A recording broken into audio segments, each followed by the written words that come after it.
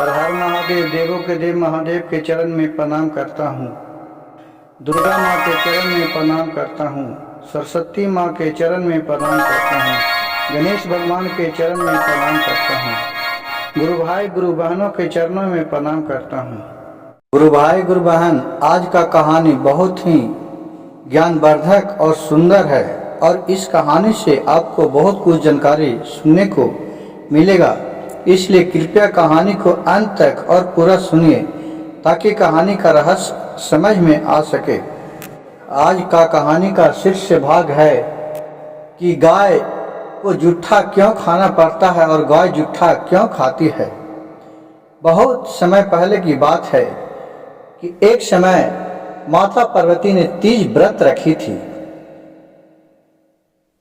जब तीज व्रत पूरा हो गया और जब तीज व्रत खुलने का समय आया तो भोलेनाथ ने सोचे कि चलिए पार्वती के साथ थोड़ा हंसी मजाक कर लेते हैं। और भोलेनाथ वहां से अदृश्य हो गए, छिप गए। पार्वती माता का जब समय आया तो पार्वती माता ने भोलेनाथ को इधर उधर खोजने लगे। किधरों खोजने पर कन्हू उनको नजर नहीं आए, क्योंकि भोलेनाथ तो खुद ही अवघरदानी है, उनका इच्छा बिना तो कुछ हो नहीं सकता। माता पार्वती ने बहुत खोजे और भोलेनाथ सब अदृश्य होकर देख रहे थे। उन्हें खोजने में बहुत मजा आ रहा था। दोनों का हंसी मजाक करने में भोलेनाथ को बड़ा मजा आ रहा था। पार्वती ने सगर खोज के नहीं मिले तो थक गए। अब बोले चले, भोलेनाथ तो घरदानी हैं, वो तो सदैव कहाँ रहते हैं जिसको तो हमें मालूम नहीं है। वो तो कहूँ से भी हमें देख ही रहे होंगे। और उनके नाम लेकर के तीज का व्रत का पारण टोरे। जब वो पारण टोरे तब भोलेनाथ वहां प्रकट हुए और बोले पार्वती से, पार्वती जी, क्या आप थोड़ा देर और भूखे नहीं रह सकते थे? हमें खोज नहीं सकते थे? आप तो तुरंत खाने के लिए स्टार्ट कर दिए। पार्वती ने बोले भोलेनाथ से कि प्रभु, आपका बहुत खोजे, चारों पट्टी खोजे, लेकिन आपको हम मिल भी नहीं किए। तो इसीलिए मैं व्रत को तोड़े हैं, ये नहीं कि नहीं आपको मैं खोजे हैं। भोलेनाथ ने बोले कि पार्वती जी, आप हमें खोजे तो कैसे माने कि आप हमको खोज रहे थे? कोई प्रमाण है, कोई आपको गवाह है कि आप खोज रहे थे, किसी के पास गए थे?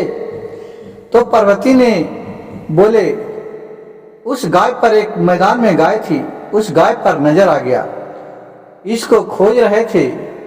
कहने गए अब वो गाय था जो सब कुछ देख रहा था। तो पार्वती माता ने बोले कि हाँ प्रमाण है। तो भोलेनाथ बोले कि कहाँ प्रमाण है, किसके पास खोजने गए थे? तो बोले कि देखिए, वो जो सामने गाय है वो गाय ही मेरा प्रमाण है, उसके सामने मैं खोज रहे थे। तो गाय से बोले कि पूछिए। भोलेनाथ बोले कि हाँ गाय, हमको खोज रहे थे पार्वती माता। और भोलेनाथ ने गाय को इशारे में मना कर दिया कि तू नहीं बचाता ना। तो गाय ने न में मुरी हिला दिया। पार्वती माता ने इसे देखकर कि वो ना कह दिया। भोलेनाथ बोले कि देखे पार्वती जी, बोले ना कि आप नहीं खोज रहे थे, देखिए न कह रहे हैं। तो पार्वती माता ने खीस में आके बोली, ए गाय, तू क्यों झूठ बोली इतना? तुम जो आज झूठ बोली, अब तुम्हें मैं श्राप देती हूं कि तुम जन्मों जन्मांतर तक तुम्हारे वंशज झूठे खाते रहेगा और झूठे के पीछे धौंकते रहेगा। तुम लोग के कभी ताजा भोजन नहीं मिलेगा, जो खा के बचेगा बचा हुआ भोजन तुम्हारा ही मिलेगा। ये सुनकर भोलेनाथ बोले कि पार्वती, तूने क्या बोल दिया? ये कितना सुंदर गाय है, गाय के तो मैं ही माना किया था। आपसे मजाक करने में हमको बहुत आनंद मिल रहा था। मैं तो सब जान रहे थे मैं अंतर्ध्यान होकर तुम्हें देख भी रहे थे, ये नहीं कि मैं नहीं देख रहे थे। हमको थोड़ा हंसी मजाक करने का आज मन था, मैं हंसी मजाक कर रहे थे और इसको मैं ही माना किए थे और तुम ऐसा श्राप दे दिया।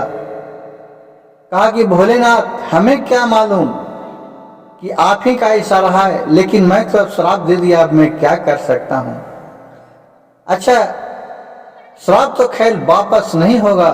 जिस तरह मुंह से निकला हुआ वचन और तीर से निकला हुआ कमान, बंदूक से निकला हुआ गोली वापस नहीं लौट के आता है, उसी तरह श्राप वापस नहीं आएगा।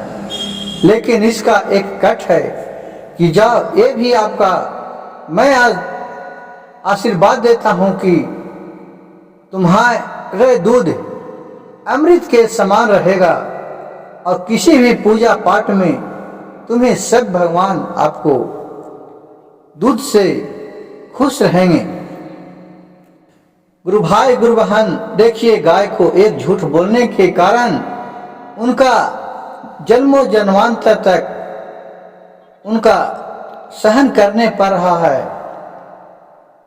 गाय को तो ये भी मालूम नहीं था कि माता पार्वती हमें ऐसा श्राप देंगे। वो तो मजाक मजाक में भी बोल दिए, नहीं तो गाय कुछ नहीं बोलते।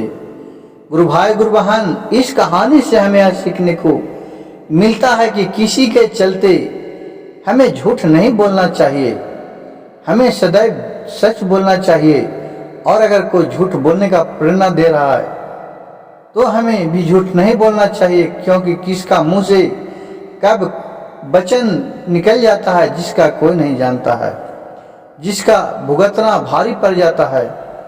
गुरु भाई गुरु बहन, अगर मेरे वीडियो अच्छा लगे तो कृपया मेरे चैनल को एक लाइक कर दीजिएगा और एक सब्सक्राइब और एक शेयर कर दीजिएगा। हर हर महादेव, घर घर महादेव।